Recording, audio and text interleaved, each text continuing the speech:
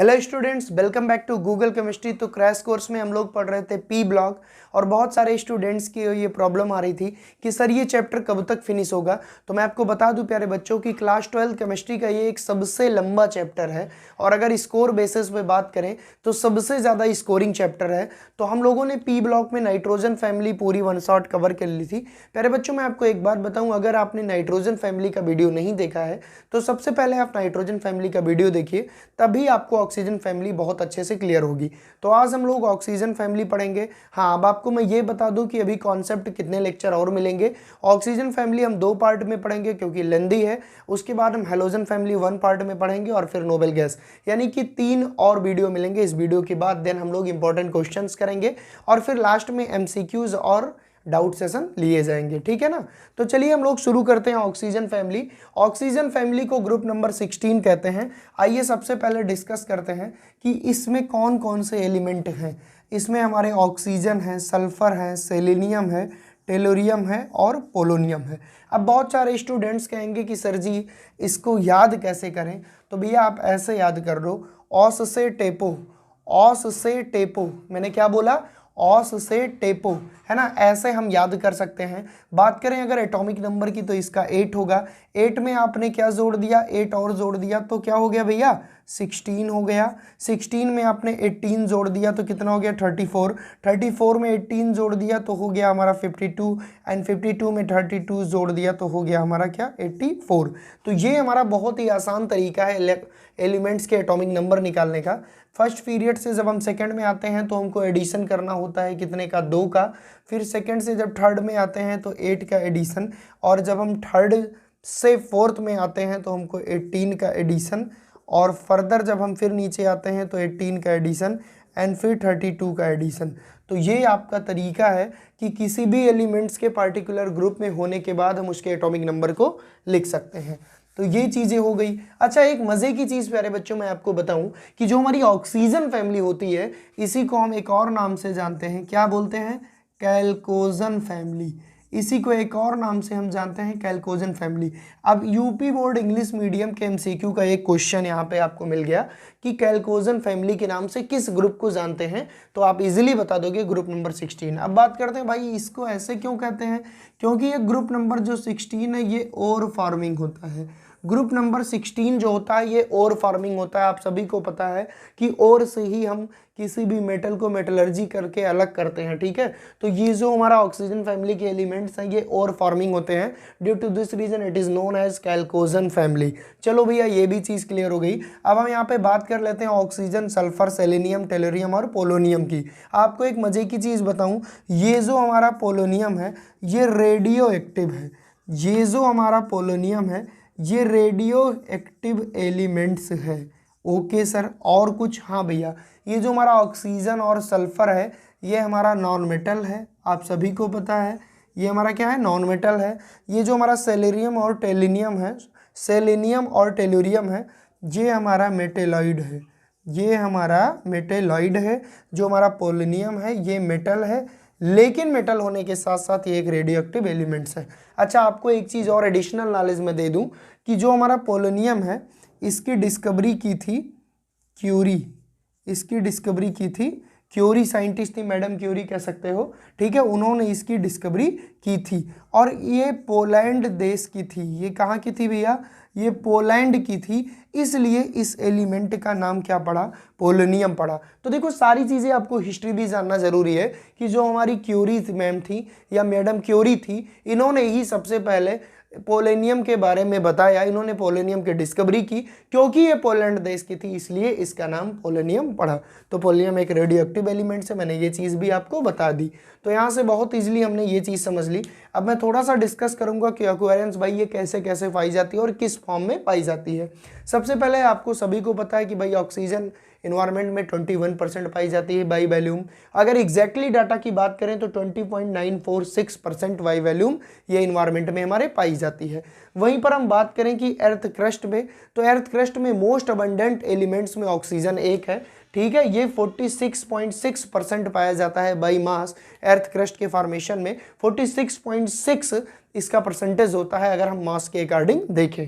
वहीं पर हम बात करें सल्फर की तो ये बहुत कम अमाउंट में पाया जाता है, ये 0.03 से 0.1% तक अर्थ क्रस्ट में पाया जाता है।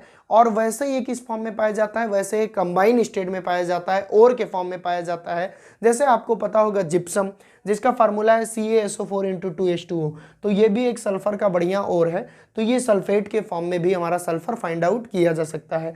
उसके बाद हम जिप्सम के बाद एप्सम जानते हैं, MgSO4 जिसका फार्मूला था × 2H2O, तो एप्सम में भी सल्फर पाया जाता है, तो वहाँ से भी हम इसको फाइंड आउट कर सकते हैं।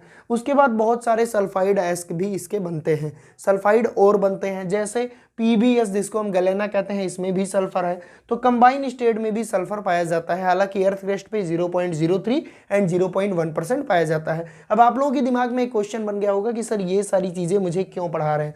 प्यारे बच्चों, ये सारी चीज़ें फैक्चुअल हैं, डाटा बेस्ड हैं, आपके MCQ क्वेश्चन में आ सकते हैं, और मैं नहीं चाहता कि एक भी क्वेश्चन आपका गलत हो, क्योंकि मेरा टारगेट वही है जो आपका टारगेट है, आपको 95% गेन कराना, ठीक है ना। और बात करें नेचुरली यार, तो एग में, ऑनियन में, मस्टर्ड में, इन सारी चीज़ों में सल्फर पाया जाता है।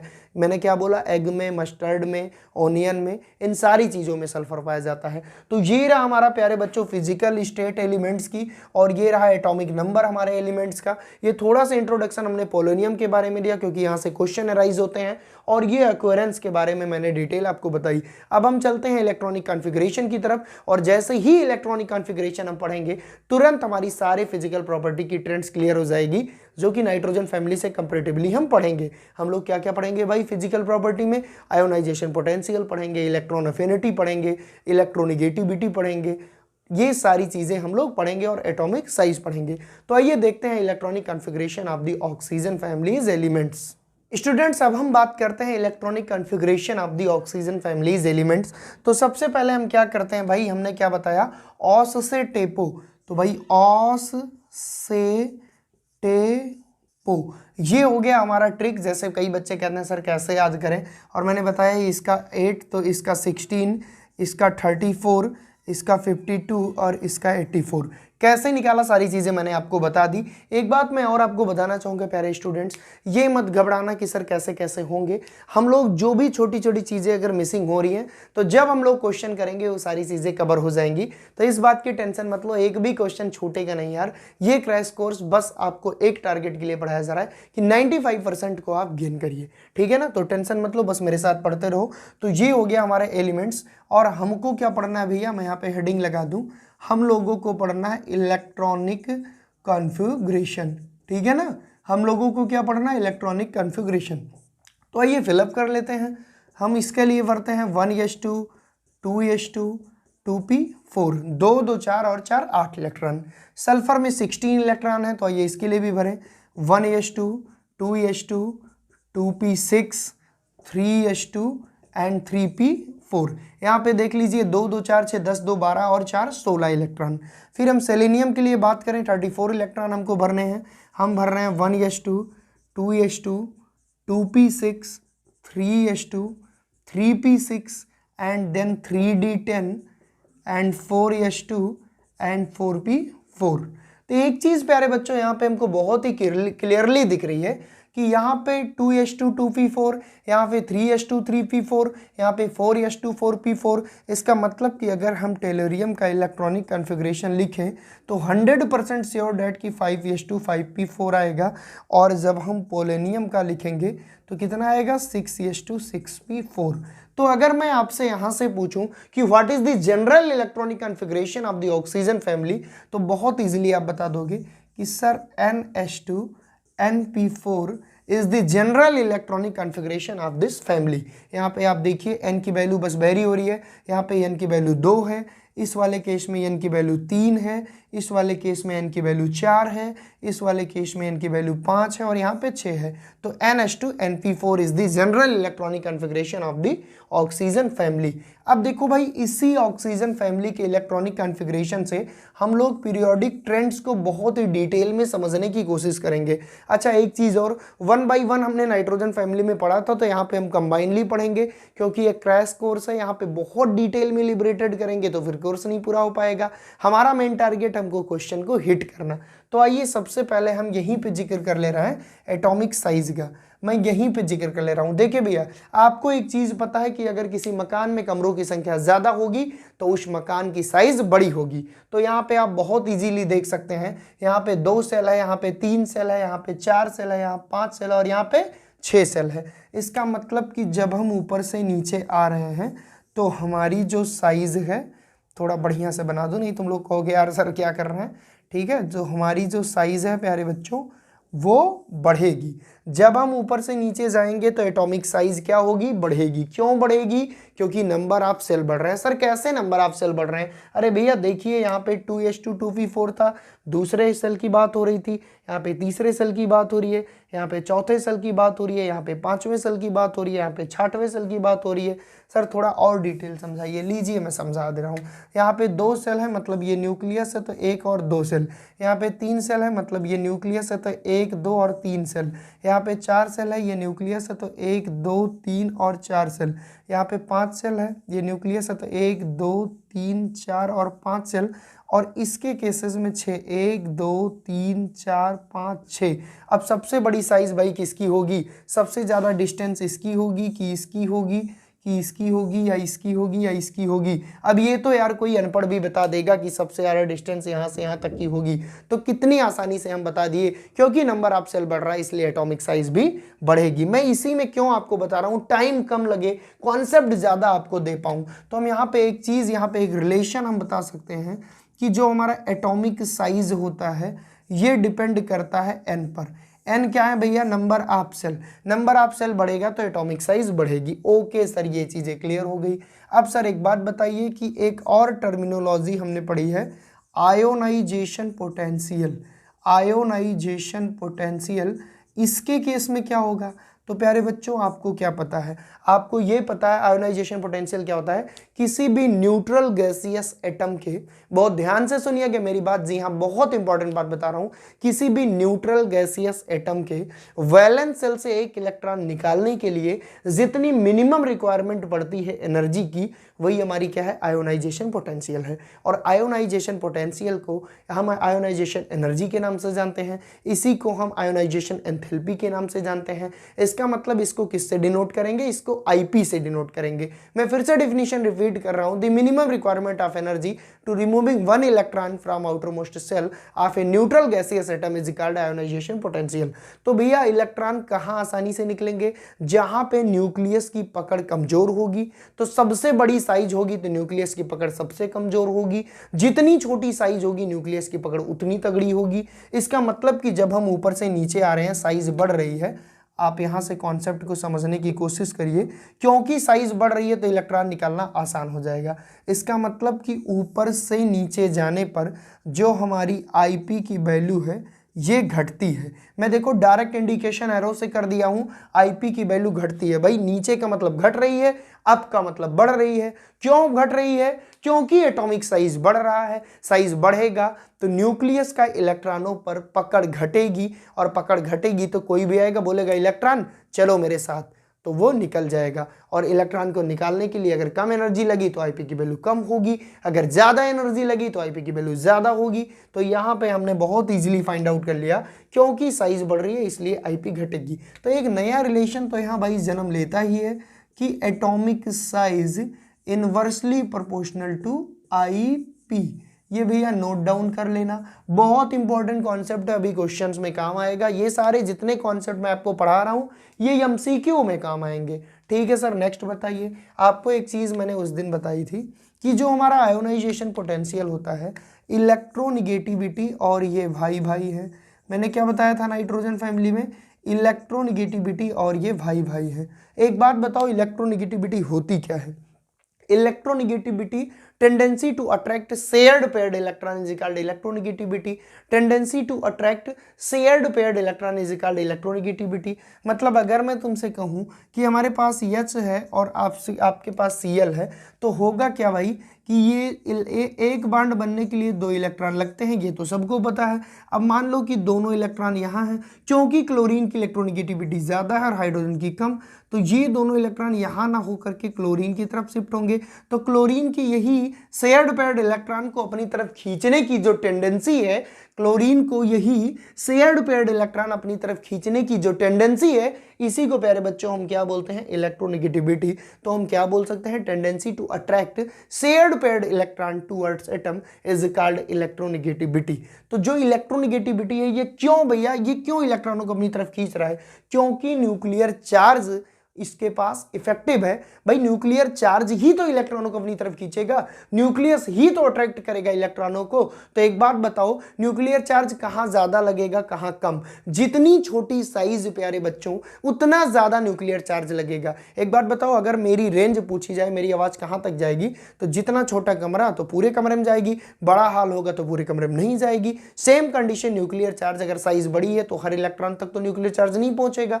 तो जब न्यूक्लियर चार्ज हर इलेक्ट्रॉन तक पहुंचेगा नहीं तो इलेक्ट्रोनेगेटिविटी जनरेट नहीं होगी। तो इलेक्ट्रोनेगेटिविटी भी हमारी डिपेंड करती है साइज पर, जितनी बड़ी साइज उतनी कम इलेक्ट्रोनेगेटिविटी। और वैसे भी मैंने आपको एक चीज बता दी कि आईपी और ईएन, इसको आईपी से दिखाते हैं, इसको ईएन से दिखाते हैं।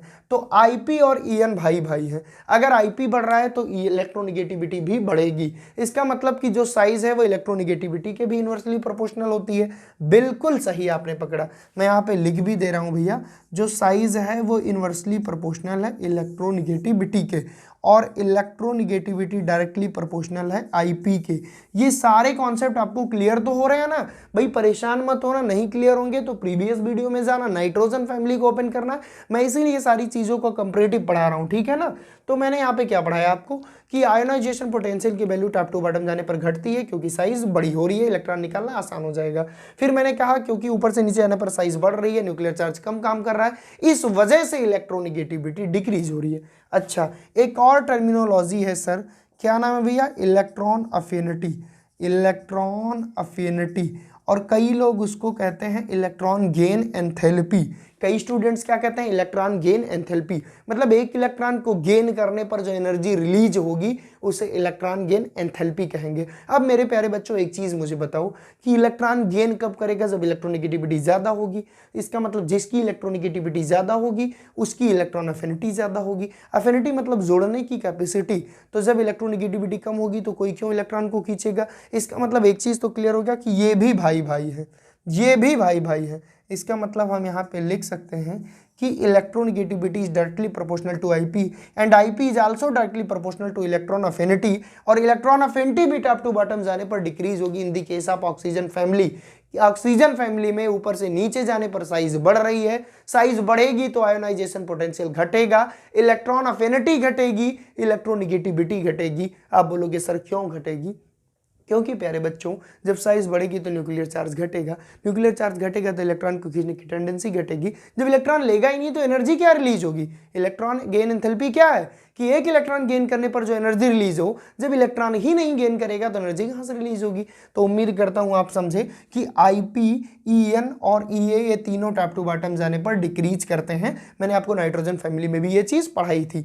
तो यहाँ से हमने ये पूरी फिजिकल प्रॉपर्टी को एक्सप्लेन कर दिया और मुझे लगता है कि ये ट्रेंड्स आपको समझ में आया भी होगा। अच्छा, एक चीज़ बहुत इंटरेस्टिंग बात है जो मैं आपको बताना चाहता हूँ, ये बहुत बार क्वेश्चन एग्जाम में आया हुआ है। तो सबसे पहले मैं इसको रफ करूँगा पूरा, तब मैं आपको एक क्वेश्चन कराऊंगा, बहुत इंपॉर्टेंट है। उसके बाद हम लोग फिजिकल स्टेट की बात करेंगे कि O2 हमारा क्यों गैस है और सल्फर हमारा क्यों क्यों ऑक्टा एटॉमिक फॉर्म में पाया जाता है, क्यों HO2 हमारा डाई एटॉमिक फॉर्म में पाया जाता है, क्यों सल्फर, सेलेनियम, टेलेरियम ये सब ऑक्टा एटॉमिक फॉर्म में पाए जाते हैं। तो सबसे पहले इसका स्क्रीनशॉट ले लीजिए, देन हम लोग आगे पढ़ते हैं। स्टूडेंट्स, एक बड़ा फेमस सा क्वेश्चन है कि नाइट्रोजन फैमिली की आयोनाइजेशन एनर्जी ऑक्सीजन फैमिली के आयोनाइजेशन एनर्जी से ज़्यादा होती है। सर मैं समझा नहीं आप क्या कह रहे हैं। मैं ये कह रहा हूँ एक बड़ा फेमस क्वेश्चन है, क्योंकि अभी अभी हमने आईपी पढ़ा इसलिए मैं इस क्वेश्चन को करवा दे रहा हूँ।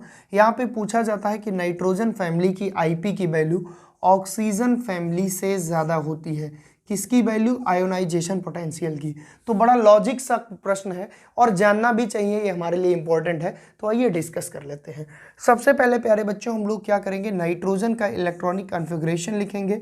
तो जब हम लिखते हैं तो क्या आता है 1s2 2s2 एंड 2p3।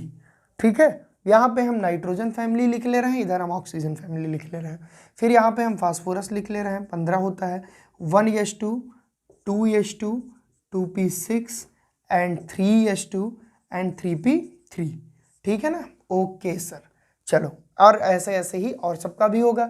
यहाँ पे हम ऑक्सीजन फैमिली लेते हैं, पहला एलिमेंट 1s2 2s2 और यहाँ पे हमने लिखा 2p4। इसी तरह हम सल्फर ले लें, 16 होता है, तो 1s2 2s2 2p6 and 3s2 and 3p4, ठीक है। ये आउटर मोस्ट सेल हैं, ये इनके हैं।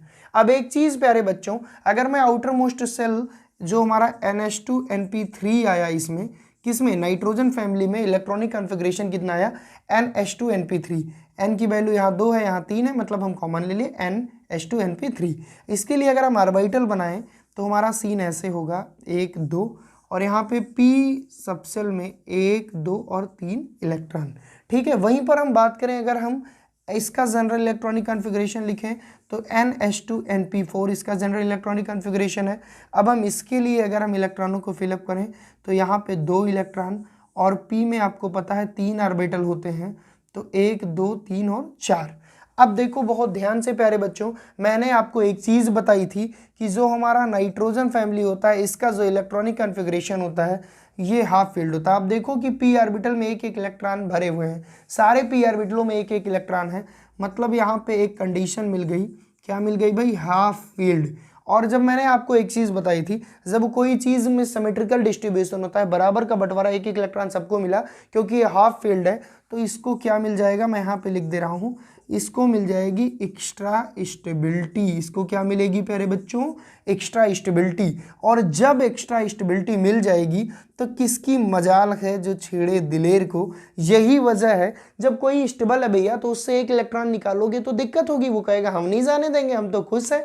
तो यही बात है कि नाइट्रोजन की IP इसीलिए ज़्यादा होती है। इस केसेस में ऐसा कुछ नहीं है, हाफ फील्ड ना तो ये है ना तो ये फुल फील्ड है, तो यहाँ पे एक्स्ट्रा स्टेबिलिटी नहीं मिल रही है, इसलिए यहाँ से इलेक्ट्रॉन निकल जाएंगे थोड़ी बहुत एनर्जी देने पर। लेकिन अगर हम बात करेंगे नाइट्रोजन परिवार से तो फिर वही बात करूंगा, किसकी मजाल है जो छेड़े दिलेर को। क्यों भाई, क्योंकि ये हाफ फील्ड है और हमने पहले ही पढ़ा दिया कि चाहे हाफ फील्ड का केस हो इलेक्ट्रॉनिक कॉन्फ़िगरेशन में, चाहे फुल फील्ड का केस हो इलेक्ट्रॉनिक कॉन्फ़िगरेशन में, दोनों कंडीशन में स्टेबिलिटी बढ़ जाती है। और जब स्टेबिलिटी बढ़ गई तो इलेक्ट्रॉन निकालना आसान नहीं होगा। कई बच्चे कह रहे हैं सर मैं IP ही नहीं समझता, तो लो भैया थोड़ा सा मैं समझा दूं। मान लो कि ये एक सेल है, ये आउटर मोस्ट, ये बहुत सारे सेल हैं, ठीक है। आउटर मोस्ट सेल में इलेक्ट्रॉन है।